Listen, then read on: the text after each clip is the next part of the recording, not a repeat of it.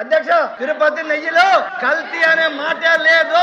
నాణ్యత లోపాన్ని పట్టుకొని వీళ్ళు కల్తీ అని చెప్పి అవతల పార్టీల మీద దుష్ప్రచారం చేయాలని చూస్తా ఉన్నారు అధ్యక్ష. కేవలం 321 రూపాయల నుంచి 658 రూపాయలు పెంచుకోవడం కోసం జరిగిన కుట్ర తప్ప ఇక్కడ ఎక్కడ నెయ్యిలో కల్తీ లేదు.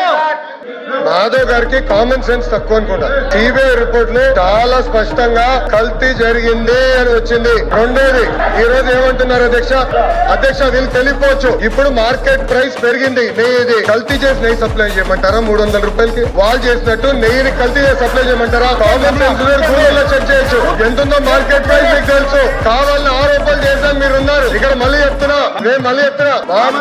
మా కుటుంబం కానీ అపారమైన గౌరవం లేదంటే మీరు ఏ నాడు మాకు రైట్ ఉన్నా ముఖద్వారం నుంచి క్యూ కాంప్లెక్స్ నుంచి వెళ్ళిన ఘనత మాది. మీ నాయకుడు కనీసం సంతరం పెట్టారా? మీరే మారుతారు, మీరే మారుతారా? ఎక్కడో సిగ్గుండాలి.